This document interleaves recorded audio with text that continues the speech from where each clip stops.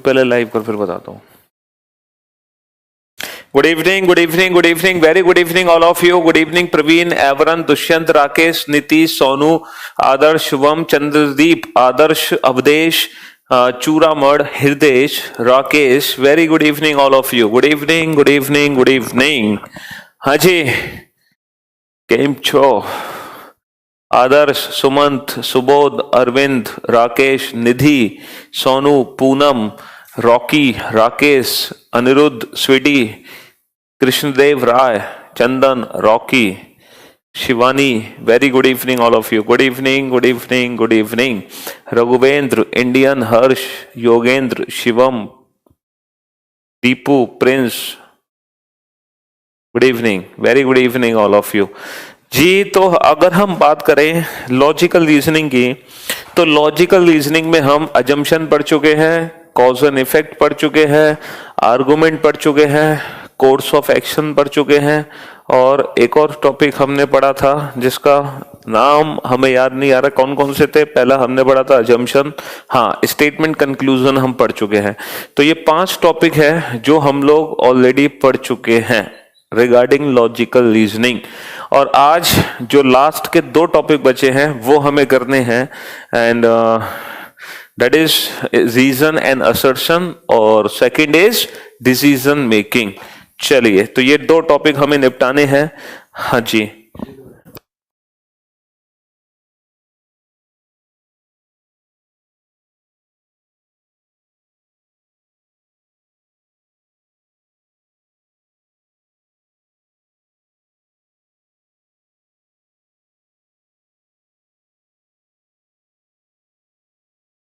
ठीक है। ये देखना, ये क्या हो गया, ओवरलैपिंग हो गई। सबके कमेंट शो हो रहा है बेटा, सबके कमेंट शो हो रहा है। ऐसे कोई नहीं है जिसके कमेंट शो नहीं हो रहे हो, सबके कमेंट शो हो रहे हैं।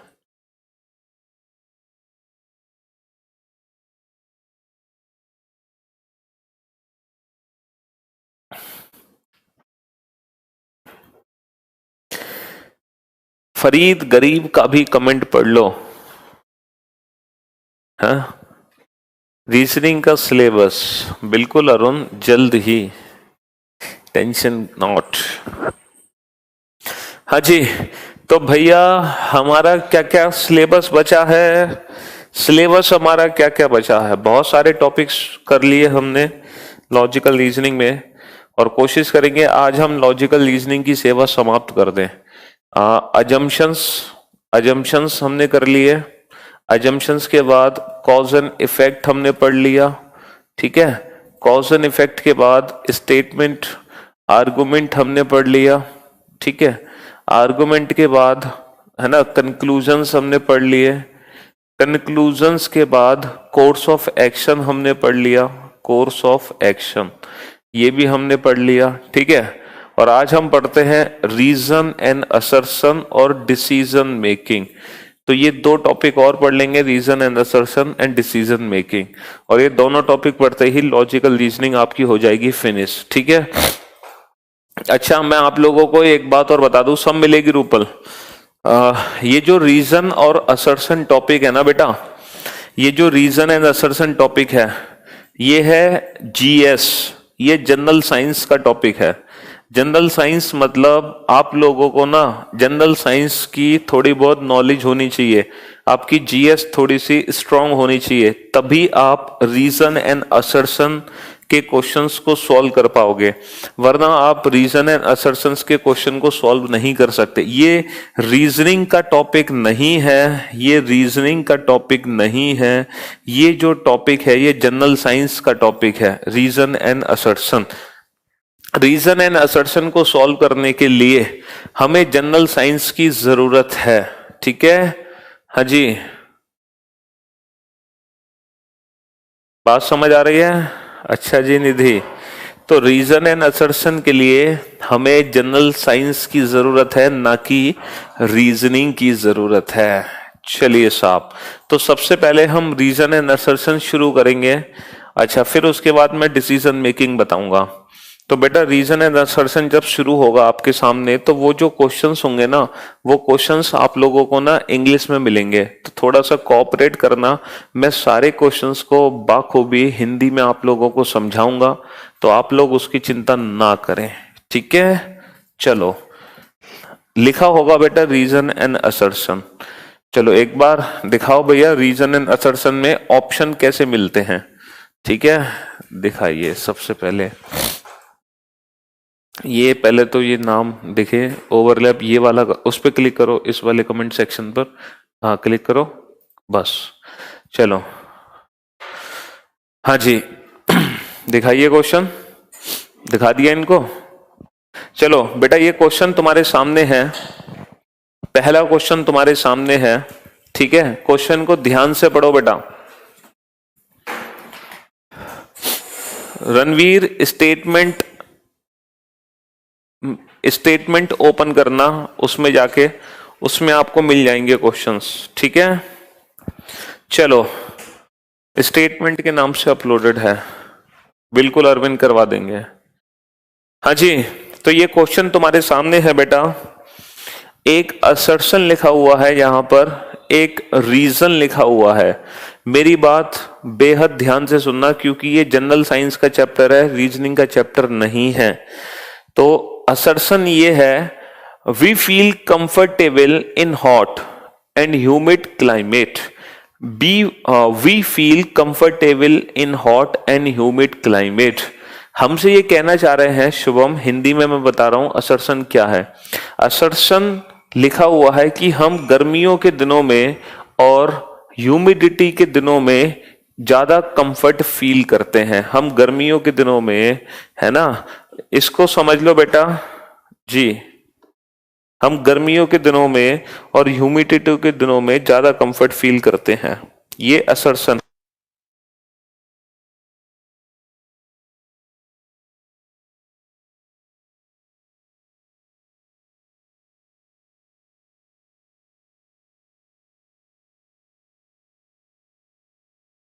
असर्शन को बेटा हिंदी में कहते हैं अभिकथन, अभिकथन, अभिकथन। तो मेरी बात ध्यान से सुनो बेटा, पहला अभिकथन है कि हम गर्मियों के दिनों में अच्छा फील करते हैं और ह्यूमिडिटी के दिनों में अच्छा। कारण हमें दे रखा है, रीजन का मतलब कारण, कारण हमें यह दे रखा है कि sweat evaporates faster in humid climate. जो पसीना होता है वो ह्यूमिडिटी के टाइम में, ह्यूमिड क्लाइमेट में जल्दी इवोपरेट हो जाता है। तो देखो यहां पर 5 ऑप्शन है।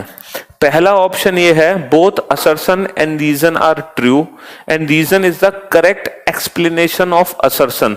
पहला जो ऑप्शन है वो हमें कब टिक करना है, जब हमारा असर्शन भी ठीक हो और रीजन भी ठीक हो, और जो रीजन है वो इस असर्शन की करेक्ट एक्सप्लेनेशन है। ये पहला ऑप्शन हमें टिक करना है, ऑप्शन ए। अच्छा, ऑप्शन बी हमें टिक कब करना है, जब हमारा असर्शन भी ठीक है और रीजन भी ठीक है, लेकिन रीजन इसकी करेक्ट एक्सप्लेनेशन नहीं है। ऑप्शन सी कब टिक करना है हमारा, जब असर्शन हमारा सही है बट रीजन हमारा फॉल्स है। ऑप्शन डी कब टिक करना है, जब असर्शन हमारा गलत है बट रीजन इज ट्रू। और ऑप्शन ई कब यूज करना है, जब असर्शन भी गलत और रीजन भी गलत। तो बेटा मैं आप लोगों को बताना चाहूंगा, ये प्योरली जनरल साइंस के क्वेश्चन है, इसमें हमें जीएस की नॉलेज होना बहुत ही जरूरी है। अगर आपको जनरल साइंस की नॉलेज नहीं है तो ये क्वेश्चन करना हमारे लिए बेकार होंगे, हम इन क्वेश्चंस को नहीं कर पाएंगे, ठीक है। हाँ जी, बात समझ रहे हो कि नहीं।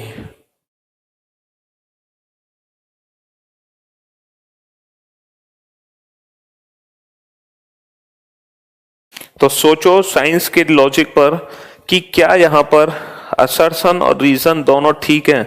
फटाफट से सोचो, इसमें साइंस का लॉजिक यूज होगा, है ना, साइंस का लॉजिक यूज होगा। तो अगर हम कहें कि असर्शन, बेटा ये लिखा हुआ है कि गर्मियों के दिनों और ह्यूमिड क्लाइमेट में हम अच्छा फील करते हैं, तो इज इट ट्रू, क्या ये असर्शन सही है। आप सिंपल ये मानो, क्या ये स्टेटमेंट सही है, क्या ये कथन सही है? सर ये कथन बिल्कुल सही नहीं है, ये कथन बिल्कुल गलत है, क्योंकि गर्मियों के दिनों में और ह्यूमिडिटी के दिनों में हम कंफर्ट फील नहीं करते हैं। क्या आप गर्मियों के और ह्यूमिडिटी के दिनों में कंफर्ट फील करते हो? ह्यूमिडिटी मतलब जब उमस ज्यादा होती है एनवायरमेंट में, जब बारिश के दिनों में उमस हो जाती है, तो क्या हम कंफर्ट फील करते हैं? नहीं करते, बिल्कुल नहीं करते। तो पहला कथन गलत है। अच्छा, रीजन देखना, sweat evaporates faster in humid climate. क्या उमस के दिनों में, क्या ह्यूमिडिटी में हमारा पसीना जल्दी इवोपरेट होता है? ये भी बिल्कुल गलत है, क्योंकि जब उमस पड़ती है, ह्यूमिडिटी ज्यादा होती है क्लाइमेट में, तो हमारी बॉडी में पसीना चिपक जाता है, वो इवोपरेट नहीं होता है। ठीक है, हिंदी में बताया तो बेटा इसको कथन मान लो, असर्शन को कहते हैं अभिकथन। तो यहां पर कारण भी गलत है और अभिकथन भी गलत है, दोनों ही गलत है। इसीलिए इस क्वेश्चन का आंसर आएगा ऑप्शन ई। इसीलिए इस क्वेश्चन का आंसर आएगा option E, when both assertion and reason are false. तो बेटा यहां पर रीजनिंग का कोई भी लॉजिक नहीं है, 1% भी। ये जनरल साइंस के क्वेश्चन है, जो किसी बच्चे ने मुझसे कहा था कि सर वो क्वेश्चन करा देना, इसलिए मैं इन क्वेश्चंस को करा रहा हूं। ये जीएस के क्वेश्चन है, ठीक है। चलो नेक्स्ट क्वेश्चन पर आ जाओ। अगला क्वेश्चन आपके सामने है असर्शन एंड रीजन का।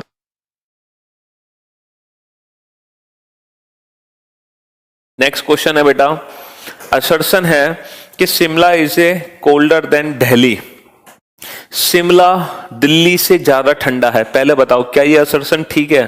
बिल्कुल ठीक है सर, शिमला तो हिल स्टेशन है, वो तो दिल्ली से ज्यादा ठंडा है। असर्शन बिल्कुल ठीक है। अब देखो रीजन ठीक है, Shimla is at high altitude compare to Delhi.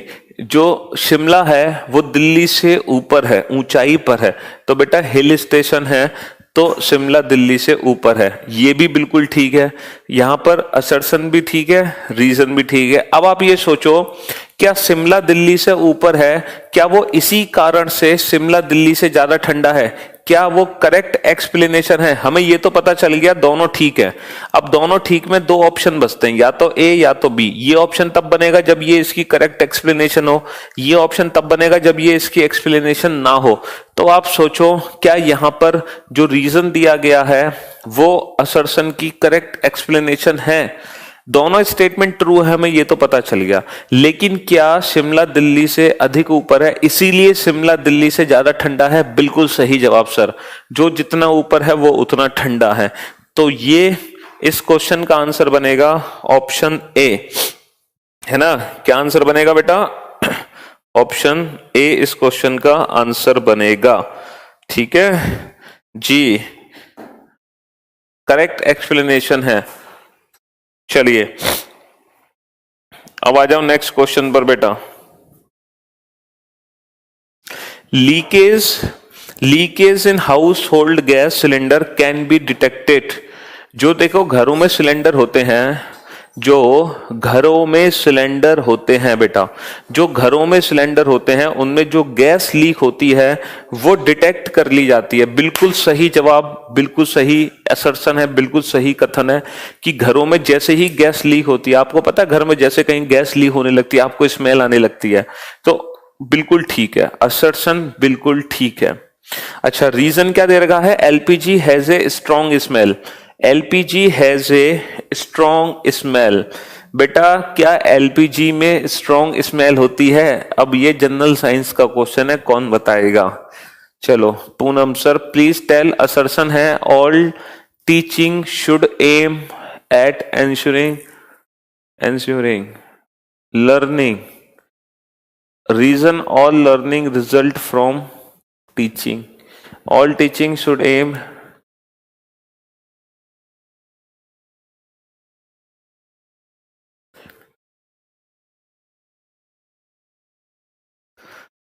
नहीं बेटा इसमें असर्शन तो ठीक है पूनम, बट रीजन तो फॉल्स ही है।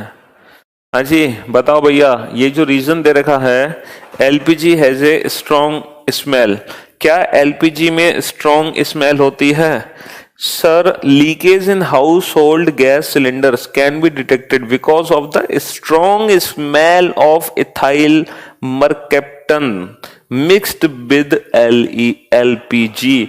बेटा एलपीजी में हम इथाइल मरकैप्टन मिक्स्ड कर देते हैं, जिसकी वजह से स्मेल आती है। एलपीजी की कोई स्मेल नहीं है, एलपीजी में हम इथाइल मरकैप्टन मिक्स्ड करते हैं, जिसकी वजह से हमें स्मेल आती है। ठीक है, इसीलिए हाँ जी, इसीलिए इथाइल मरकैप्टन या methyl mercaptan, it is ethyl mercaptan. Yes, methyl mercaptan नहीं बेटा। हाँ जी, इसीलिए यहां पर असर्शन तो बिल्कुल ठीक था, लेकिन रीजन फॉल्स था। तो बेटा कौन सा ऑप्शन बनेगा sir? Option C, assertion is true but reason is false. Option C बनेगा, assertion is true but reason is false. अभिकथन सही है लेकिन कारण गलत है। अभिकथन सही है लेकिन कारण गलत है। ठीक है, चलिए सर, इस मिक्सचर को तो एलपीजी ही कहते हैं। जतिन बेटा नहीं, एलपीजी तो लिक्विड पेट्रोलियम गैस होती है मेरे भाई, एलपीजी नहीं कहते उसको। घरों के सिलेंडर में जानबूझ के इथाइल मरकैप्टन का मिक्स्ड यूज किया जाता है, ताकि अगर गैस लीक हो तो कम से कम स्मेल आ सके, वरना तो आग लग जाएगी अगर स्मेल ही नहीं आएगी तुम्हें तो। चलिए मीट, चलिए नेक्स्ट क्वेश्चन पर आओ बेटा। अब बेटा ये जनरल साइंस के क्वेश्चन है, इसमें हाँ रीजनिंग वाले सर को जितनी जीएस की नॉलेज है वो उतना ही बता सकते हैं। चलिए नेक्स्ट क्वेश्चन पर आ जाओ। अब बताओ, अब देखो ये इकोनॉमिक्स का क्वेश्चन आ गया, ये इकोनॉमिक्स का क्वेश्चन आ गया तुम्हारे सामने। ठीक है,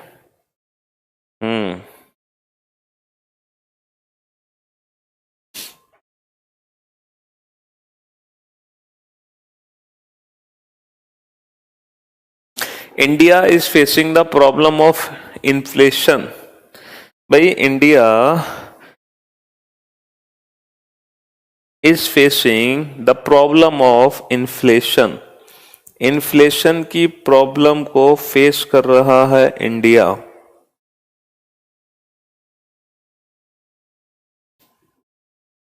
सबसे पहले तो यही देखो, क्या ये असर्शन ठीक है? क्या ये असर्शन ठीक है? बिल्कुल ठीक है सर ये असर्शन। भाई इन्फ्लेशन है इंडिया में, बिल्कुल ठीक है। ठीक है, चलिए रीजन है, we have to fail to check the growth of black money. हम ब्लैक मनी को जांचने पकड़ने में असमर्थ हैं। हम ब्लैक मनी के बारे में नहीं पता लगा पा रहे हैं। ये भी कारण सही है, दोनों ठीक थे, मतलब असर्शन भी ठीक है यहां पर और रीजन भी ठीक है। अब आप ये सोचो, क्या ये रीजन करेक्ट एक्सप्लेनेशन है? क्या ये रीजन करेक्ट एक्सप्लेनेशन है कि नहीं? रीजन ठीक तो है, but is it correct explanation? Inflation in India caused by unrestricted growth of black money, बिल्कुल सही जवाब है। ठीक है, तो ये जो कारण है तुम्हारा ये बिल्कुल सही है ना? ये कारण बिल्कुल सही है इस असर्शन का। जी हाँ बेटा, कल क्लास होगी, बताया तो था सैटरडे क्लास होगी, और कल जो क्लास का टाइमिंग होगा वो होगा आप लोगों का 4 to 6, 4 से 6 क्लास होगी आपकी, 2 घंटे की क्लास होगी। सैटरडे स्पेशल क्लास है, 2 आवर्स की क्लास होगी। ठीक है, चलिए रीजन करेक्ट एक्सप्लेनेशन है आराधना।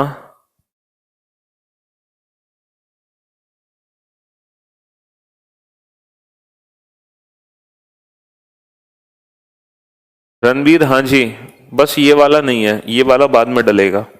चलिए नेक्स्ट क्वेश्चन पर आ जाओ बेटा। ये फिर से आपका एक साइंस का क्वेश्चन तुम्हारे सामने है। चलो ये साइंस का क्वेश्चन तुम्हारे सामने है बेटा। असर्शन है, plaster of Paris is used by doctor bye setting fractured bone. टूटी हुई हड्डियों को जोड़ने के लिए जो डॉक्टर्स होते हैं वो प्लास्टर ऑफ पेरिस का यूज करते हैं टूटी हुई हड्डियों को जोड़ने के लिए।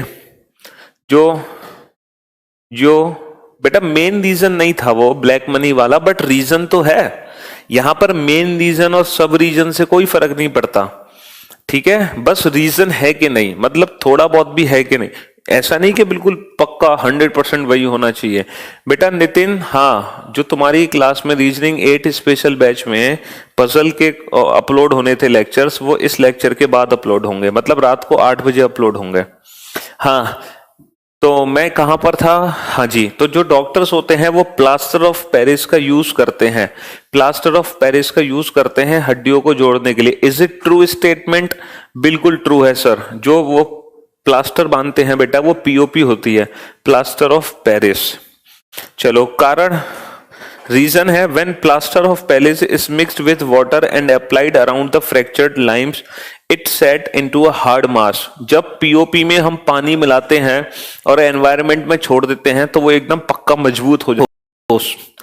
सर ये रीजन भी ठीक है, दोनों ही ठीक है। अब आप ये बताओ, क्या रीजन करेक्ट एक्सप्लेनेशन है? क्या इसी रीजन की वजह से डॉक्टर्स पीओपी का यूज करते हैं? बिल्कुल सर, यही कारण है जिसकी वजह से डॉक्टर्स पीओपी का यूज करते हैं, इसी कारण की वजह से, प्लास्टर ऑफ पेरिस का। ठीक है, तो यहां पर ऑप्शन ए बनेगा, reason is the correct explanation of assertion. बिल्कुल, reason is the correct explanation of assertion. चलिए नेक्स्ट क्वेश्चन पर आ जाओ। नेक्स्ट, ये भी साइंस का क्वेश्चन है बेटा। नेक्स्ट क्वेश्चन जो आपके सामने है,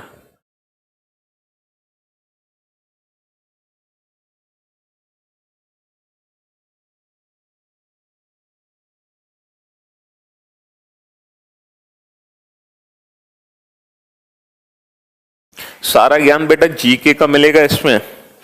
इस चैप्टर में रीजनिंग की कोई नॉलेज नहीं मिलेगी, सब कुछ जीके की नॉलेज मिलेगी आपको जी। क्वेश्चन है, be prefer to bear white clothes in winter. क्या ये असर्शन ठीक है? क्या हम सर्दियों के दिनों में सफेद कपड़े पहनना पसंद करते हैं? हाँ बताओ, क्या ये कथन सही है? अबे भाई ये कथन बिल्कुल गलत है। अबे भाई ये कथन बिल्कुल गलत है। सर्दियों के दिनों में डार्क कपड़े पहने जाते हैं, ना कि लाइट क्लोथ्स। डार्क कपड़े पहनते हैं, डार्क जैसे ब्लैक, डार्क कलर के, ताकि वो हीट को एब्जॉर्व करे। जो लाइट कलर होता है वो रिफ्लेक्ट करता है हीट को। तो ये कथन बिल्कुल गलत है। बिल्कुल लॉकी, एग्जाम में हिंदी और इंग्लिश दोनों में आते हैं क्वेश्चन। ठीक है, रीजन दे रखा है, white clothes are good reflector of heat. जो सफेद कपड़े होते हैं वो गुड रिफ्लेक्टर होते हैं हीट के। ये कारण बिल्कुल सही है, कारण बिल्कुल सही है, लेकिन कारण बिल्कुल सही है और असर्शन गलत है। तो इसीलिए इस क्वेश्चन का आंसर होगा option D. Option D, assertion is wrong but reason is true. कारण तो बिल्कुल सही है भाई, जो कारण एज ए कथन देखो, वो कारण जो कथन है वो बिल्कुल सही है। ठीक है, हाँ जी, white clothes are good reflector of heat.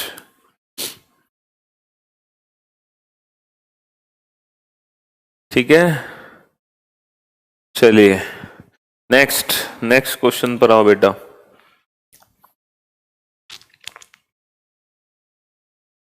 Next question पर आओ।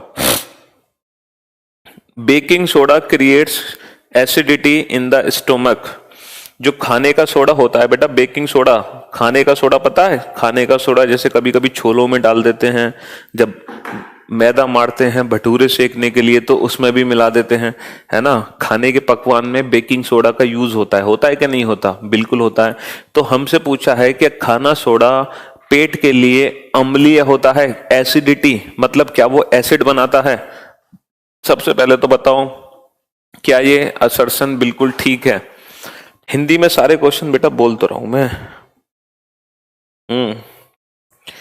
हाँ जी, क्या खाना सोडा एसिडिटी बनाता है? बिल्कुल गलत। सर खाना सोडा एसिडिटी तो बनाता नहीं, वो तो क्षारीय होता है। अम्लीय नहीं होता। जो अम्लीय होता है वो एसिडिटी बनाता है। बेकिंग सोडा कभी भी एसिड नहीं बनाता, ठीक है। तभी तो छोले भटूरे इधर उधर में बेकिंग सोडा मिला देते हैं, क्योंकि छोले वगैरह क्या होते हैं, एसिडिटी बनाते हैं। तो वो एसिडिटी बनाते हैं तो वो उसको वो न्यूट्रल कर देता है। और वैसे भी वो जल्दी खाना पकने एक्सेट्रा, वो तो मुझे तो आता नहीं है बनाना, जिसको आता होगा उसको पता होगा कि बेकिंग सोडा क्यों मिलाया जाता है, ठीक है। चलो तो बेकिंग सोडा क्षारीय होता है, अम्लीय नहीं होता, एसिडिक है ना, एसिडिक नहीं होता ये। चलो तो असर्शन बिल्कुल गलत है। रीजन क्या है, baking soda is alkaline. Baking soda क्षारीय है, रीजन ठीक है, बट रीजन कलेक्ट एक्सप्लेनेशन नहीं है। रीजन तो ठीक है, असर्शन वाला कथन गलत है। तो ऑप्शन डी बनेगा। Assertion is false but reason is true. Assertion is false but reason is true, but reason is true. Option D बनेगा। चलिए नेक्स्ट क्वेश्चन पर आ जाओ बेटा। नेक्स्ट,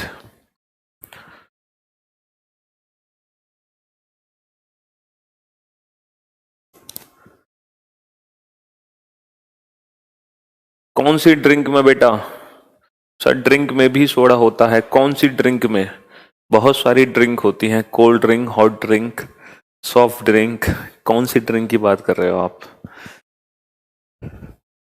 बिल्कुल सही कह रहे हो अमित बेटा। ये रिकॉर्डेड क्लास चल रही है। कितना अच्छे हो आप, कितना इंटेलिजेंट हो जो पहचान लेते हो। हाँ जी राहुल भैया, क्या दिक्कत हो गई?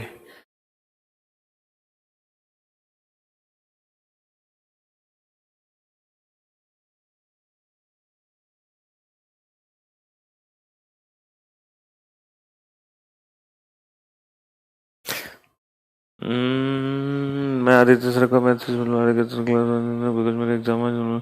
बेटा ये आदित्य सर ही समझेंगे इस बात को, ठीक है। ये आदित्य सर से ही रिजॉल्व करवाना अपनी प्रॉब्लम, ठीक है। चलो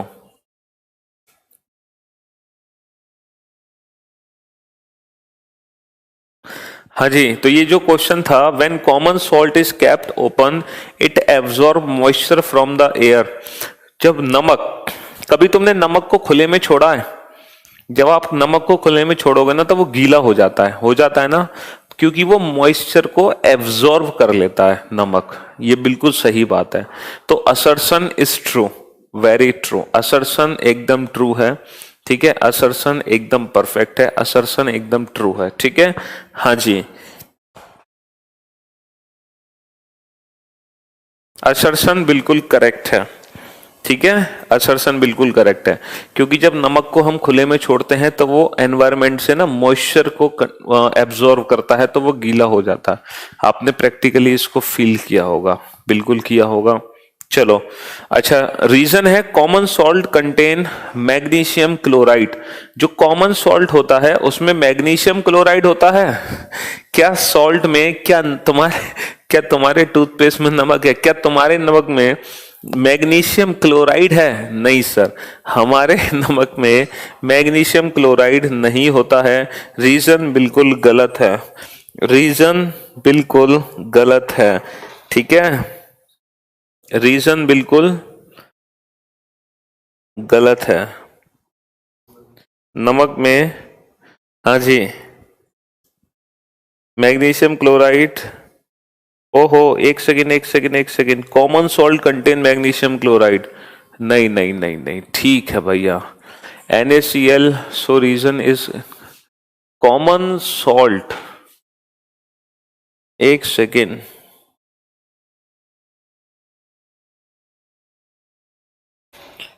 अभी अभी हमें पता चला है कि कॉमन सॉल्ट में मैग्नीशियम क्लोराइड होता है, जिसकी वजह से नमक मॉइस्चर कंटेन करता है, ठीक है। हाँ, अभी अभी केमिस्ट्री की नॉलेज से हमें पता चला है। इफ आई एम रॉन्ग तो एक बार करेक्ट कर लेना, ठीक है।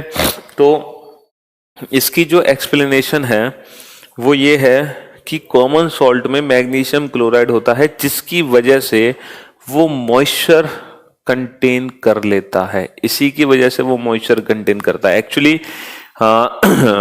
हो सकता है सोडियम क्लोराइड, वो मिसप्रिंट हो, अब मैं भी कंफ्यूज हो गया। हाँ सोडियम क्लोराइड होता है, आई नो वेरी वेल। तो शायद वो सोडियम क्लोराइड होगा, मैग्नीशियम क्लोराइड नहीं। अच्छा, प्रिंटिंग मिस्टेक हो सकती है। हाँ जी। हाँ तो ये रीजन गलत है, चलो ठीक है।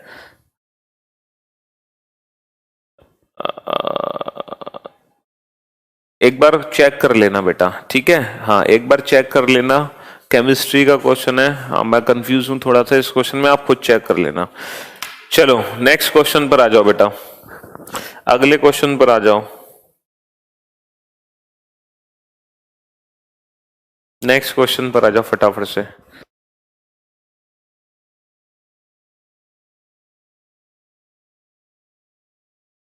नेक्स्ट क्वेश्चन पर आ जाओ।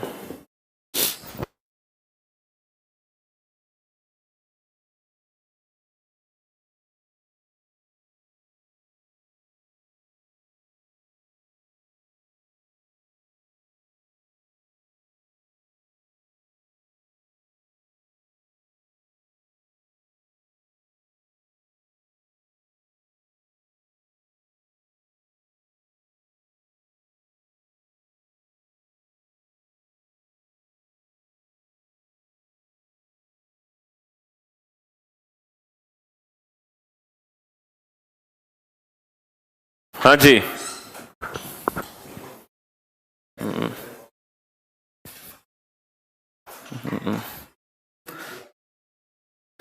चलिए, तो क्वेश्चन है when a body is dipped in liquid fully और partially there is a decrease in weight. जब किसी वस्तु को हम पानी में डुबोते हैं तो क्या उसका वेट हमें हल्का लगता है? बिल्कुल सही जवाब, बिल्कुल सही जवाब। जब हम किसी वस्तु को पानी में डुबोते हैं तो वो हल्की फील होती है, बिल्कुल सही। ये बात एकदम सही है कि जब हम किसी भी वस्तु को पानी में डुबो देते हैं तो वस्तु हमें हल्की लगने लगती है। The decrease in weight is due to the higher density of the displaced liquid। बिल्कुल गलत, बिल्कुल गलत, ये तो गलत है। क्यों गलत है? क्योंकि जो बॉडी हल्की लगती है हमें, वो अपथ्रस्ट फोर्स के द्वारा लगती है, नीचे से फोर्स लगने लगता है बॉडी पर, इस वजह से बॉडी हमें हल्की फील होने लगती है, ड्यू टू अपथ्रस्ट फोर्स। उत्प्लावन बल बोलते हैं, कौन सा बल बोलते हैं हिंदी में है? हाँ, upward thrust exerted on it's by the water. चलिए, तो ठीक है, यस। चलो साहब नेक्स्ट क्वेश्चन पर आ जाओ। तो हाँ सॉरी, इसका आंसर क्या बना कि रीजन यहां पर गलत है, ऑप्शन सी आंसर बना, assertion true but reason is false. Next question पर आ जाओ। Increase in carbon dioxide would melt polar ice. देखो जो पोलराइज होती है ना, जो पोलर आइज होती है, जैसे नॉर्थ पोल साउथ पोल की जो बर्फ है वो पिघल रही है, पिघल रही है ना, आपको पता है भाई, पोलर आइस तो डे बाय डे पिघल ही रही है, पिघल ही रही है, डे बाय डे पिघल रही है। तो इंक्रीज इन कार्बन डाइऑक्साइड, तो ये CO2 की मात्रा जो एनवायरनमेंट में बढ़ रही है उससे पोलराइज डे बाय डे पिघल रही है, ये है असर्शन। क्या ये सही है असर्शन? बिल्कुल ठीक है सर, बिल्कुल ठीक है। अच्छा, global temperature would rise, global temperature बढ़ रहा है, ये भी ठीक है। और ये करेक्ट एक्सप्लेनेशन है कि ग्लोबल टेम्परेचर बढ़ रहा है इसीलिए पोलराइज डे बाय डे पिघल रही है, डिक्रीज हो रही है, ठीक है, मेल्ट हो रही है। तो बस ऑप्शन ए आ गया आंसर, बिल्कुल ऑप्शन ए, ठीक है, ऑप्शन ए, ऑप्शन ए आ गया इसका, ठीक है जी। बेटा थर्ड क्वेश्चन में क्या दिक्कत थी? Leakage in household gas cylinder can be detected. जो सिलेंडर के जो लीकेज हैं वो डिटेक्ट होते हैं, बिल्कुल सही जवाब, वो डिटेक्ट होते हैं। दूसरा है LPG has a strong smell. LPG में स्ट्रॉन्ग स्मेल, बेटा एलपीजी में नहीं होती स्ट्रॉन्ग स्मेल, इथाइल मर्केप्टन जो उसमें मिक्स्ड किया जाता है उसकी वजह से होती है, ठीक है। तो ये गलत था रीजन यहां पर,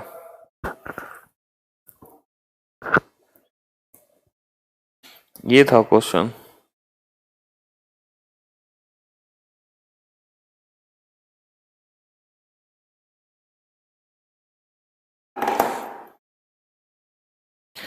चलो साहब, नेक्स्ट क्वेश्चन नंबर 11 पे आ जाओ।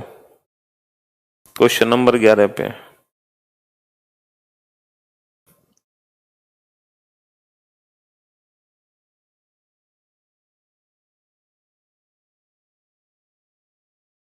यूरेनियम, यूरेनियम का क्वेश्चन है भैया। यूरेनियम, यूरेनियम, हाँ जी।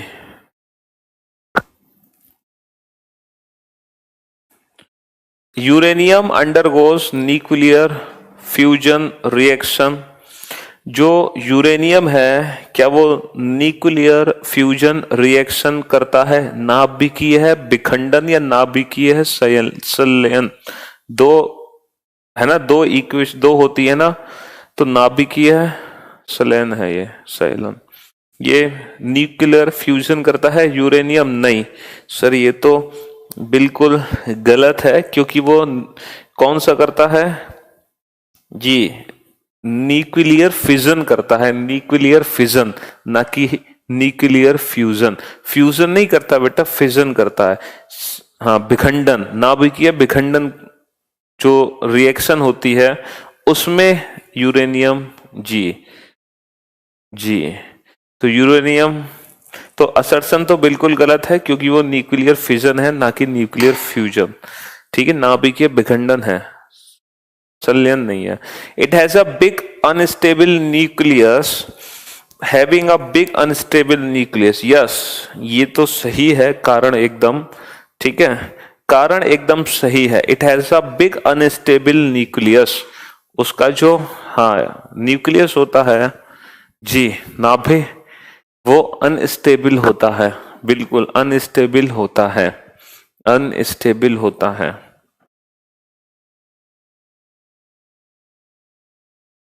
नेक्स्ट असर्शन है, in India the judiciary is independent of the executive. क्या भारत में जुडिशरी स्वतंत्र है? क्या भारत में जुडिशरी स्वतंत्र? बिल्कुल है, ये तो बिल्कुल सही है। Uranium is used in nuclear reactor. Bharat में जुडिशरी बिल्कुल इंडिपेंडेंट है, ये बिल्कुल असर्शन एकदम सही है, बिल्कुल सही है ये असर्शन, इसमें कोई दो राय नहीं है ना, ये असर्शन तो बिल्कुल सही है। Judiciary favours the government and helps in the implementation of its plan. क्या जुडिशरी सरकार की मदद करती है? ये तो बिल्कुल गलत है, जुडिशरी थोड़ी सरकार की मदद करती है, ये जुडिशरी थोड़ी सरकार की मदद करती है, वो तो इंडिपेंडेंट है, उसका गवर्नमेंट से कोई लेना देना नहीं है ना। तो A is true but R is false, option C. तो आपने देखा होगा कि कहीं भी किसी भी क्वेश्चन में रीजनिंग का नामो निशान नहीं है, रीजनिंग का नामो निशान नहीं है।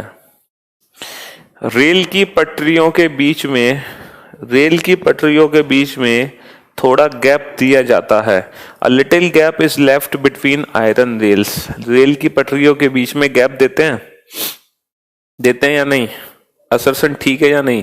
सर बिल्कुल ठीक है असर्शन, रेल की पटरियों के बीच में गैप दिया जाता है, बिल्कुल असर्शन एकदम परफेक्ट है। पहला असर्शन मतलब असर्शन कथन सही है, ठीक है। अच्छा, दूसरा है reason iron expand in summer. क्या लोहा गर्मियों में एक्सपेंड होता, फैलता है? लोहा गर्मियों में फैलता है, रीजन भी बिल्कुल सही है, और यही रीजन है करेक्ट एक्सप्लेनेशन कि रेल की पटरियों में गैप दिया जाता है क्योंकि लोहा गर्मियों में फैल जाता है, यही कारण है कि रेल की पटरियों के बीच में गैप दिया जाता है। तो ऑप्शन ए हो गया, ठीक है, ऑप्शन ए हो गया, ऑप्शन ए।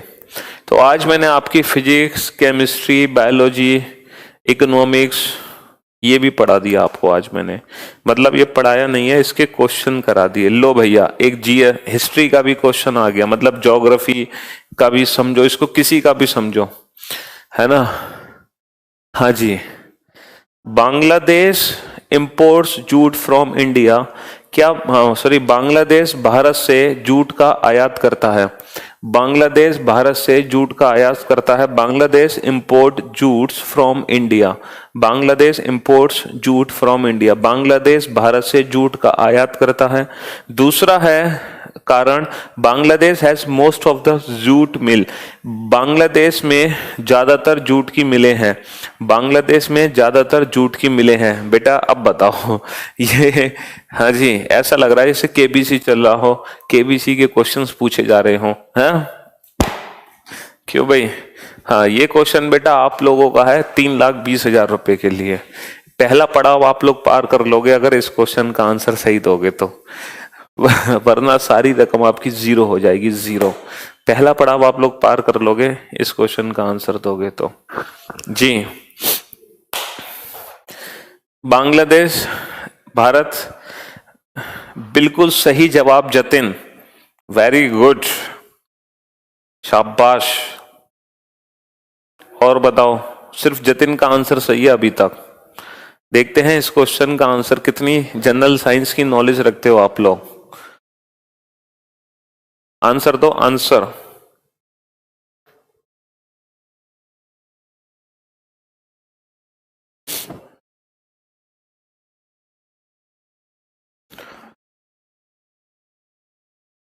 जतिन के अलावा अभी तक किसी ने भी आंसर सही नहीं दिया, जतिन के अलावा।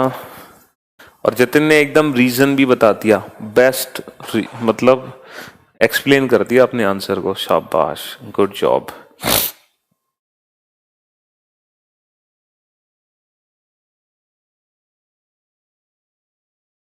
बेटा जब बांग्लादेश भारत का अलग हिस्सा बना था, भाई था तो भारत का ही हिस्सा, तो जब बांग्लादेश को भारत से बेटा अलग किया गया था, आराधना वेरी गुड, जब बांग्लादेश को भारत से अलग किया गया था, शिवकांति वेरी गुड, तो जो जूट प्रोडक्शन एरिया था वो बांग्लादेश में रह गया, लेकिन जो जूट की मिलें थी वो इंडिया में रह गई।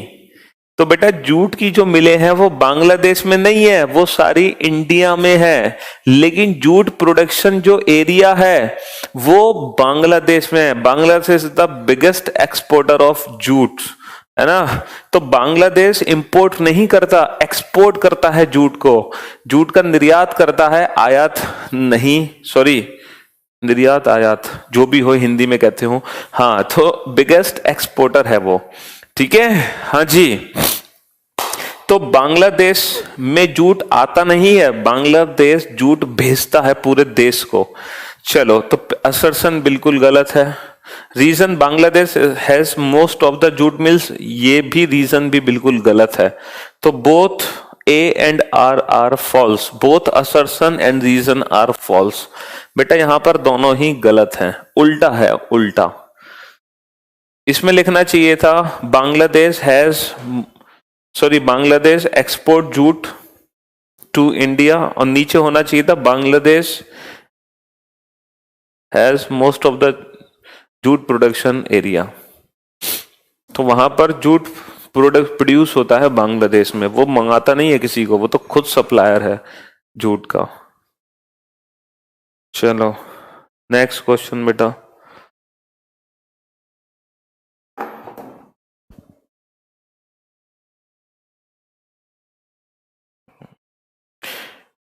Copper is use to make electric wires. क्या इलेक्ट्रिक वायर्स बनाने के लिए कॉपर का यूज होता है? क्या इलेक्ट्रिक वायर बनाने के लिए कॉपर का यूज होता है? बिल्कुल सही जवाब, इलेक्ट्रिक वायर बनाने के लिए कॉपर का ही यूज होता है। असर्शन बिल्कुल सही है। Reason copper has very low electrical resistance. Copper has very low electrical resistance, बिल्कुल इलेक्ट्रिकल रेजिस्टेंस कॉपर का सबसे कम होता है। बेटा इलेक्ट्रिकल रेजिस्टेंस कम होने का मतलब है इलेक्ट्रिसिटी सबसे ज्यादा फ्लो होती है कॉपर में, मतलब जितना लो रेजिस्टेंस उतनी ज्यादा इलेक्ट्रिसिटी फ्लो होगी। तो रीजन भी बिल्कुल ठीक है, और जो रीजन है वो करेक्ट एक्सप्लेनेशन है। इसीलिए तो कॉपर के तार बनाए जाते हैं ताकि इलेक्ट्रिसिटी फ्लो तेजी के साथ हो। जितना लो रेजिस्टेंस उतनी ज्यादा इलेक्ट्रिसिटी फ्लो होगी। V इज, हाँ जी, आपको पता होगा ना, I is irrational proportional to R। जी, ऑप्शन ए आंसर आ गया।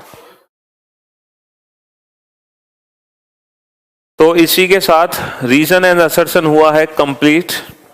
अब हम आते हैं डिसीजन मेकिंग पर। लास्ट चैप्टर बचा है बेटा लॉजिकल रीजनिंग का, डिसीजन मेकिंग। बेटा लोएस्ट नहीं बोला मैंने बोला कम होता है। कॉपर हैज लो रेजिस्टेंस कम होता है, लोएस्ट नहीं बोला। हाँ जी, अब हम आते हैं डिसीजन मेकिंग पर।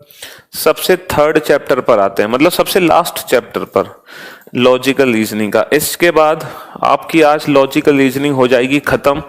अच्छा, एक बात और, कल आप लोगों की जो क्लास का टाइम होगा, सैटरडे स्पेशल क्लास का टाइम होगा 4 to 6, और जिसमें हम पढ़ाएंगे नॉन वर्बल रीजनिंग। पूरा क्वेश्चन दिखाओ, ऑप्शन इंफॉर्मेशन दिखानी है, ऑप्शन नहीं दिखाने। हाँ ठीक है, पहले मुझे यहां दिखाओ सामने। हाँ, क्वेश्चन नहीं दिखाना पहले। दिखाओ, लगाइए इंफॉर्मेशन, लगाइए सामने। अब थोड़ा सा इसको जूम करो, बिल्कुल भी दिखाई नहीं दे रहा होगा बच्चों को। और एक सेकेंड, इन ईच वाला नीचे कर दो, हल्का सा और जूम कर सकते हो। चलो, बिल्कुल माइनर सा, बस ठीक है। चलो साहब, ये जो इंफॉर्मेशन आप लोगों के सामने है बेटा, इस इंफॉर्मेशन को पढ़ो। ये डिसीजन मेकिंग का क्वेश्चन है। मैं आप लोगों को एक बात बताना चाहूंगा बेटा, डिसीजन मेकिंग जो टॉपिक है ना, डिसीजन मेकिंग सबसे इजी टॉपिक है। पूछो क्यों? क्योंकि जब भी हम कोई फॉर्म फिल करते हैं तो हम सबसे पहले एलिजिबिलिटी क्राइटेरिया चेक करते हैं। तो डिसीजन मेकिंग में यही है। आपको ना एक एलिजिबिलिटी क्राइटेरिया दिया होगा किसी भी चीज का, तो हमें कैंडिडेट की इंफॉर्मेशन दी जाएगी, तो हमें उस इंफॉर्मेशन को पढ़कर ये बताना है कि ये जो क्राइटेरिया, बेटा यहां से दिखाओ, यहां से क्वेश्चन यहां से ये वाली ऊपर की 3 लाइनें हटा सकते हैं ताकि क्वेश्चन और जूम हो जाए। ये वाली 3 लाइन हटा दो, नीचे की 1 लाइन हटा दो, ये इन ईच क्वेश्चन। हाँ चलो, बस यहां से दिखा दो। नहीं, इन ईच से क्वेश्चन जूम हो जाएगा ना, बड़ा करो क्वेश्चन ताकि क्वेश्चन बड़ा भी हो जाए। हाँ, ताकि बच्चों को आसानी से दिखे।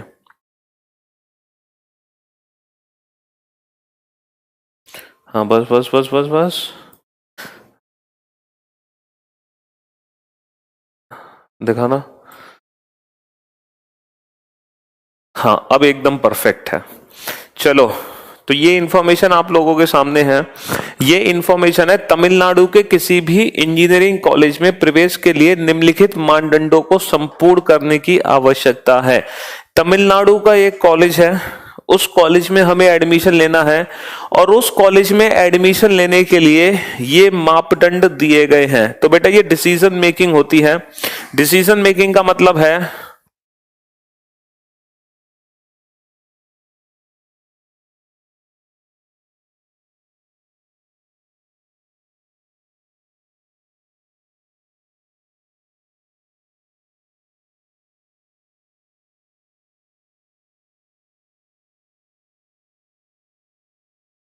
हाँ जी, तो बेटा डिसीजन मेकिंग में बस होता यह है कि एक इंफॉर्मेशन हमें दी। चलो मैं तुम्हें पढ़ पढ़ के सुनाता हूं बेटा, मैं समझा देता हूं। अगर आपको क्लियरली विजिबल नहीं है तो मैं आपको समझा देता हूं, पूरी कंडीशन, सारी कंडीशन मैं आपको समझा देता हूं। इसको बेटा डिसीजन मेकिंग बोलते हैं, इसको डिसीजन मेकिंग बोलते हैं। देखो, हमें तमिलनाडु के एक कॉलेज में एडमिशन लेना है, तो हमारी कुछ कंडीशन है। पहली शर्त क्या है हमारी? पहली शर्त पढ़ो बेटा। सबसे पहली शर्त हमें दे रखी है, यहां लिख देता हूं मैं। सबसे पहली शर्त क्या है? सबसे पहली शर्त यह है, the candidate should have secure at least 60% marks in HSC और 50% मार्क्स इन CBSE। कि जो भी कैंडिडेट एडमिशन लेना चाहता है, जो भी कैंडिडेट, बेटा स्टेटमेंट कंक्लूजन कल करा दिया संदीप मैंने, जो भी कैंडिडेट एडमिशन लेना चाहता है उसके HSC में 60% मार्क्स होने चाहिए, HSC में 60% मार्क्स होने चाहिए, या फिर CBSE में 50% मार्क्स होने चाहिए, या फिर CBSE में 50% मार्क्स होने चाहिए। इन दोनों में से एक होना चाहिए, या तो CBSE में 50% मार्क्स होने चाहिए या फिर HSC में 60% मार्क्स होनी चाहिए। ये सबसे पहली कंडीशन है बेटा एडमिशन लेने के लिए, ठीक है। दूसरी कंडीशन सुनो। अच्छा, दूसरी कंडीशन में बेटा दो पार्ट दिए गए हैं, दूसरी कंडीशन में दो पार्ट हैं, पार्ट ए और पार्ट बी। दोनों पार्ट देखते हैं हम। पार्ट ए है, the candidate should have passed in HSC with academic subject maths, physics and chemistry put together with a minimum average percentage are only eligible to apply। उसने PCM subject से पास किया हो average score के साथ, ठीक है। B condition है कि A pass in any one of the HSC vocational subject with any one of the engineering related subjects namely math, physics, chemistry with a minimum average percentage are also eligible to apply in any one of the HSC vocational subject. अच्छा, vocational subject, HSC का कोई भी vocational subject में पास हो, ठीक है। हाँ जी, मतलब अगर उसने HSC पास करी है तो वो या तो PCM में एवरेज स्कोरिंग के थ्रू पास हो, या फिर वोकेशनल सब्जेक्ट के थ्रू पास हो, या फिर वोकेशनल सब्जेक्ट के थ्रू पास हो, या फिर वोकेशनल सब्जेक्ट के थ्रू पास हो। चलिए नेक्स्ट, थर्ड कंडीशन क्या है।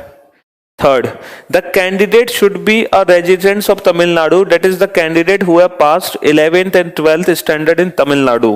कैंडिडेट तमिलनाडु का होना चाहिए, उसने 11th और जो 12th क्लास है वो तमिलनाडु से की होनी चाहिए, तमिलनाडु, ठीक है। वो तमिलनाडु का रहने वाला होना चाहिए, उसने 11th और 12th क्लास तमिलनाडु से की हो। यह है तीसरी कंडीशन। चौथी कंडीशन पढ़ो।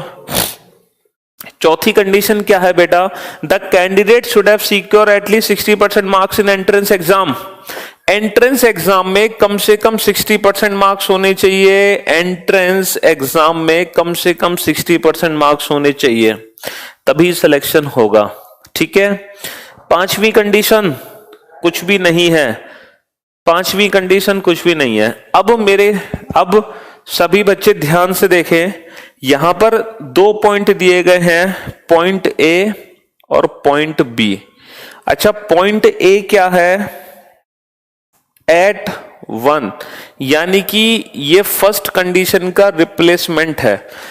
इसका रिप्लेसमेंट दिया गया है, क्या दिया गया है कि अगर पहली कंडीशन सेटिस्फाई नहीं करता कोई व्यक्ति, लेकिन उसकी जगह कैंडिडेट का जो स्पोर्ट्स रिकॉर्ड है वो बेहतरीन है, तो कैंडिडेट को स्पोर्ट्स कोटा मिलेगा। तो स्पोर्ट कोटा मिल सकता है उसको। स्पोर्ट्स कोटा कब मिलेगा, जब उसका गुड स्पोर्ट्स रिकॉर्ड है, उसको कोई मेडल वेडल मिले हो। तो अगर मान लो पहली कंडीशन सेटिस्फाई नहीं करता तो इसका रिप्लेसमेंट है कि उसको स्पोर्ट्स कोटा में एडमिशन मिल सकता है, अगर उसके बाद गुड स्पोर्ट्स रिकॉर्ड है तो। अच्छा, जो दूसरी कंडीशन है वो काम करती है थर्ड पर, वो काम करती है थर्ड पर, यानी कि इसका रिप्लेसमेंट दिया है कि अगर बच्चे ने 11th 12th तमिलनाडु से नहीं किया तो इसके रिप्लेसमेंट में हम क्या मांग सकते हैं, इसके रिप्लेसमेंट पे हम मांग सकते हैं कि देयर पेरेंट्स और guardian have been serving in Tamil Nadu continuously for the past 5 years at the time of admission, they are also eligible to apply and the candidate are admitted undergo other state quota.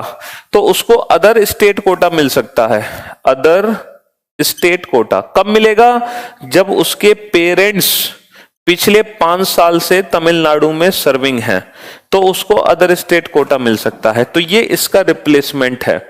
तो बेटा मेरी बात ध्यान से सुन कुणाल, इतना घबराने की जरूरत नहीं है, इतना हाथ पैर मारने की जरूरत नहीं है। तुम्हें तमिलनाडु के इंजीनियरिंग कॉलेज में एडमिशन लेना है। एडमिशन लेने के लिए 4 शर्तें हैं। पहली शर्त, एचएससी या सीबीएसई बोर्ड में पास होना चाहिए। दूसरी शर्त, पास होना चाहिए पीसीएम के साथ या वोकेशनल सब्जेक्ट के साथ। तीसरी शर्त, उसने तमिलनाडु से ही 11th 12th की हो। चौथी शर्त, एंट्रेंस एग्जाम में 60% मार्क्स आने चाहिए। अब मेरी बात ध्यान से सुनो, अगर मान लो कोई ऐसा कैंडिडेट है जो पहली शर्त को पूरी नहीं करता लेकिन उसका स्पोर्ट्स रिकॉर्ड अच्छा है, तो उसका एडमिशन स्पोर्ट्स कोटा के अंतर्गत हो सकता है। अच्छा, अगर कोई कैंडिडेट तमिलनाडु में नहीं पढ़ा तो उसको अदर स्टेट कोटा मिल सकता है, लेकिन वो कब मिलेगा? जब उसके पेरेंट्स पिछले 5 साल से तमिलनाडु में काम कर रहे हो। तो अब मैं आप लोगों को कैंडिडेट्स की इंफॉर्मेशन दूंगा, उस इंफॉर्मेशन को पढ़कर आप समझना कि ऑप्शन में, चलो आपको दिखाता हूं कि ऑप्शन हमें क्या क्या मिल सकते हैं। ठीक है जी, ऑप्शन को और समझ लेते हैं हम।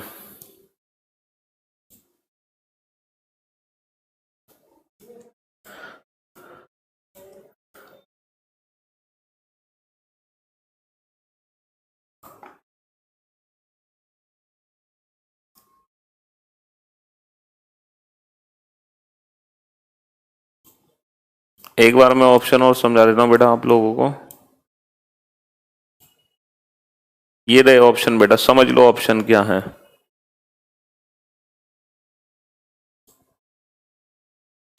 बेटा ये 5 ऑप्शन तुम्हारे सामने हैं। पहला ऑप्शन है if admission can be granted. Option ए का यूज करोगे, ऑप्शन ए का यूज तब करोगे, ऑप्शन ए का यूज तब करोगे जब एडमिशन मिल जाता है। ऑप्शन बी का यूज कब करोगे? If admission can not be granted, जब एडमिशन ना मिले। ऑप्शन सी का यूज कब करोगे? if data are inadequate to take a decision, data insufficient cannot be determined। Option D का यूज कब करोगे?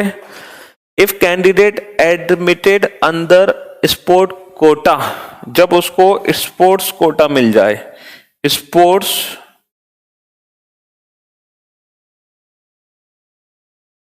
स्पोर्ट्स कोटा के अंदर उसका एडमिशन हो जाए। ठीक है, और ऑप्शन ई कब यूज करोगे? जब अदर स्टेट कोटा मिल जाए। ऑप्शन ई यूज करेंगे जब अदर स्टेट कोटा मिले। तो अब मैं आप लोगों को कैंडिडेट की इंफॉर्मेशन दूंगा और आप मुझे बताना कि कौन सा ऑप्शन सटीक होगा, कौन सा ऑप्शन सेट होगा। ठीक है, हाँ जी, कौन सा ऑप्शन सेट होगा।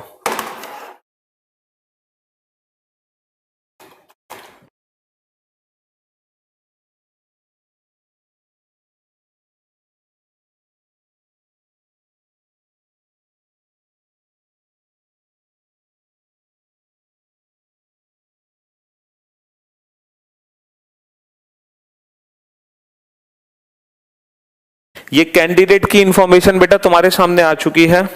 अब इस इंफॉर्मेशन को पढ़कर तुम्हें बताना है कि कैंडिडेट का एडमिशन होगा कि नहीं होगा, कि डेटा इनसफिशिएंट है, कि स्पोर्ट्स कोटा मिलेगा, कि अदर स्टेट कोटा मिलेगा। ये 5 ऑप्शन तुम्हारे सामने हैं। अब इन 5 ऑप्शन में से हमें बताना है। अब मैं एक काम करता हूं, मैं सारी कंडीशंस को यहां लिख लेता हूं। पहली कंडीशन, दूसरी कंडीशन, तीसरी कंडीशन और चौथी कंडीशन। ये 4 ही कंडीशन तो हमें फुलफिल करनी है। अब देखो बेटा, बताओ बताओ बेटा, क्या आंसर होगा इस क्वेश्चन का? जल्दी से बताओ फटाफट से।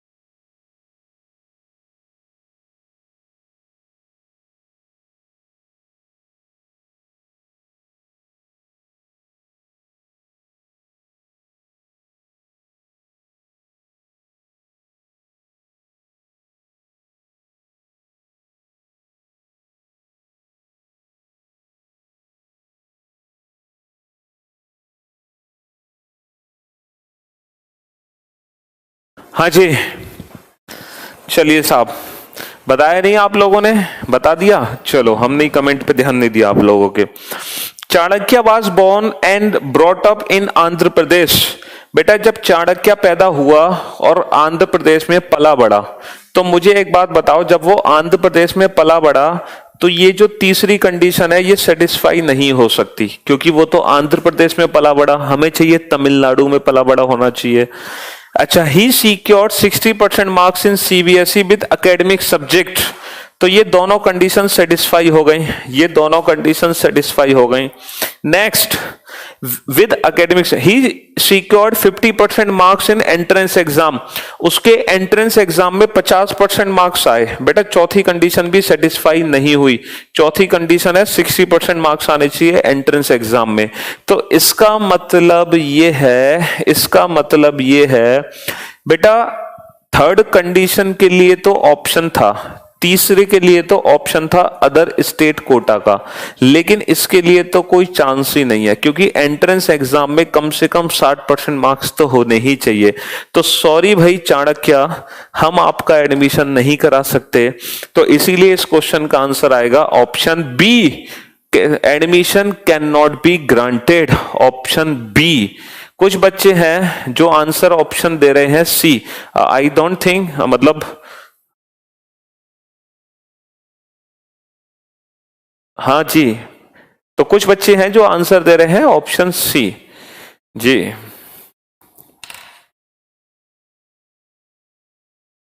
सी पता नहीं आंसर कैसे आ सकता है। चलो बेटा, एडमिशन नहीं मिलेगा उसको।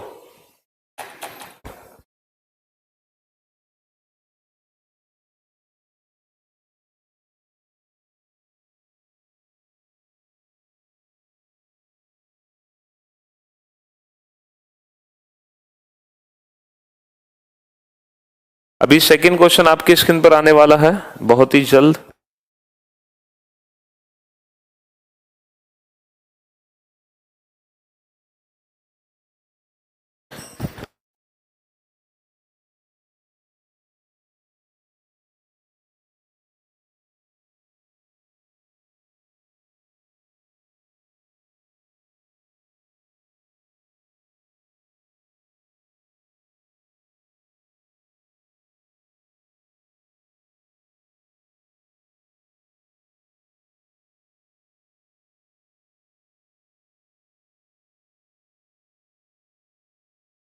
नेक्स्ट क्वेश्चन आ चुका है आपके सामने, इस क्वेश्चन को सॉल्व कीजिए बेटा फटाफट से। बेटा ऑप्शन सी तब यूज होगा जब डेटा इनसफिशिएंट हो, तुम डिसाइड नहीं कर पा रहे हो कि एडमिशन होगा कि नहीं होगा, कुछ चीजें अधूरी दी हुई हो, तब ऑप्शन सी का यूज करेंगे। चलो, अब तुम्हें बताना है कि प्रिया के लिए कौन सा ऑप्शन यूज करना है हमें। प्रिया के लिए कौन सा ऑप्शन यूज करना है। पहले 4 कंडीशन है, देखो प्रिया चारों कंडीशन को सेटिस्फाई करती है कि नहीं। Priya is a residence of Tamil Nadu, Priya Tamil Nadu की रहने वाली है, थर्ड कंडीशन सेटिस्फाई हो गई। She scored 75% marks in HSC with academic subject, पहली 2 कंडीशन भी सेटिस्फाई हो गई। And score 65% marks in entrance exam, चौथी कंडीशन भी सेटिस्फाई हो गई। प्रिया को एडमिशन मिल जाएगा, admission can be granted, option A is correct, Priya को एडमिशन मिल जाएगा। बिल्कुल भाई बिल्कुल। Priya congratulation, you are selected in engineering college of Tamil Nadu. ठीक, चलिए हाँ जी। नेक्स्ट मानसी, चलो भाई मानसी के बारे में पता करते हैं, मानसी का क्या होगा। तो बेटा ये डिसीजन मेकिंग होती है कि इसमें एक इंफॉर्मेशन हमें दी जाती है, उसके हिसाब से हमें क्वेश्चन आंसर देने होते हैं। ठीक है, इसी को डिसीजन मेकिंग बोलते हैं। तो Mansi secure 72% marks in HSC with academic subject. तो बेटा ये दोनों कंडीशन सेटिस्फाई हो गई मानसी की। अच्छा, 65% मार्क्स इन एंट्रेंस एग्जाम, ये भी कंडीशन सेटिस्फाई हो गई, 60% मार्क्स एंट्रेंस एग्जाम में है। अच्छा, सी स्टडीज एचएससी इन कर्नाटका, बेटा कर्नाटका में पढ़ाई की है, ये कंडीशन सेटिस्फाई नहीं हुई। लेकिन इसके लिए एक क्लॉज है थर्ड कंडीशन के लिए, क्या कि उसको अदर स्टेट कोटा मिल सकता है, लेकिन कब, जब उसके पेरेंट्स पिछले 5 साल से तमिलनाडु में वर्किंग हो। जरा चेक करो, her father is working in Tamil Nadu from 2010 और बेटा ये है 2019, तो पिछले 9 साल से काम कर रहे हैं उसके फादर। यस बिल्कुल, तो डेफिनेटली मानसी आपका एडमिशन होगा और वो भी अदर स्टेट कोटा के साथ। जी नहीं नहीं Mansi, option A is not correct बेटा। मानसी, हाँ Mansi will go through other state Kota. Mansi other state Kota के थ्रू एडमिशन लेगी। जी कॉन्ग्रेचुलेशन मानसी, आपका भी एडमिशन हो गया लेकिन अदर स्टेट कोटा के साथ। जी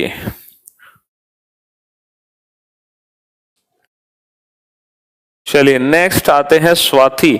स्वाति, हाँ जी स्वाति का एडमिशन होगा कि नहीं होगा, चलो देखते हैं। अब स्वाति के बारे में क्या इंफॉर्मेशन हमें मिली। Swati scored 80% marks in HSC with vocational subject. पहली 2 कंडीशन सेटिस्फाई हो गए। अच्छा, she studies 11-12 standard in Tamil Nadu, ये भी कंडीशन सेटिस्फाई हो गए। लेकिन स्वाति के एंट्रेंस एग्जाम में कितने मार्क्स बने इसके बारे में हमें नहीं पता चला, इसलिए हम स्वाति के बारे में कुछ नहीं बता सकते। Can not be determine, data insufficient, आंकड़े अधूरे हैं। तो स्वाति ने हमें आंकड़े अधूरे दिए, उन्होंने ये नहीं बताया कि एंट्रेंस एग्जाम में कितने मार्क्स बने, तो आंकड़े अधूरे हैं। ठीक है, स्वाति के लिए कॉन्ग्रेचुलेशन। क्यों भाई, उसके तो आंकड़े अधूरे हैं, डेटा पर्याप्त है, डेटा इनसफिशियंट, डेटा इनएडुकेट। चलिए नेक्स्ट राहुल। राहुल के बारे में जानते हैं कि राहुल का एडमिशन होना है कि नहीं होना। तो Rahul scored 62% marks in entrance exam. Entrance exam में 62% मार्क्स राहुल के। ठीक है चलिए, and scored 45% marks in CBSE with academic subject. ये कंडीशन सेटिस्फाई हुई, बट ये कंडीशन सेटिस्फाई नहीं हुई। 50% मार्क्स चाहिए थे, है ना। लेकिन इसके लिए उनको अदर स्टेट स्पोर्ट्स कोटा मिल सकता है। इसका क्लॉज है, इसका अदर ऑप्शन है स्पोर्ट्स कोटा। अगर उसका गुड स्पोर्ट्स रिकॉर्ड होगा तो। He is a gold medalist in high jump at national, very good, तो उसको अदर स्टेट कोटा मिलने के चांसेस हैं। लेकिन ये थर्ड कंडीशन भी तो पता चले। ही is a residence of Tamil Nadu, वो तमिलनाडु का रहने वाला है, तो ये भी कंडीशन सेटिस्फाई हो गई। तो इसीलिए congratulation Rahul, you also go through sports quota, you will go through sport Kota. चलिए आप स्पोर्ट कोटा के अंतर्गत आएंगे तो आपका भी एडमिशन हो गया, लेकिन स्पोर्ट कोटा के अंतर्गत। तो option D is correct, admission by sport quota. ठीक है, तो ये है डिसीजन मेकिंग। तो फाइनली बेटा ये जो लॉजिकल रीजनिंग के 7 चैप्टर थे, है ना, statement assumption, cause and effect, statement conclusion, argument, statement conclusion, reason assertion और डिसीजन मेकिंग, ये सारे argument, assumptions, cause and effect, course of action, conclusion, assertion, reason, decision making, ये सब कुछ हम कर चुके हैं खत्म। अब कल स्पेशल क्लास होगी, सैटरडे स्पेशल, जिसका टाइमिंग होगा 4 to 6 PM, और कल हम पढ़ाएंगे नॉन वर्बल रीजनिंग। ठीक है, नॉन वर्बल रीजनिंग। चलिए तो कल हम आप लोगों से मुलाकात करते हैं, तब तक के लिए अलविदा, गुड नाइट, शुभ रात्रि, सबा के take care yourself, bye bye and love you all.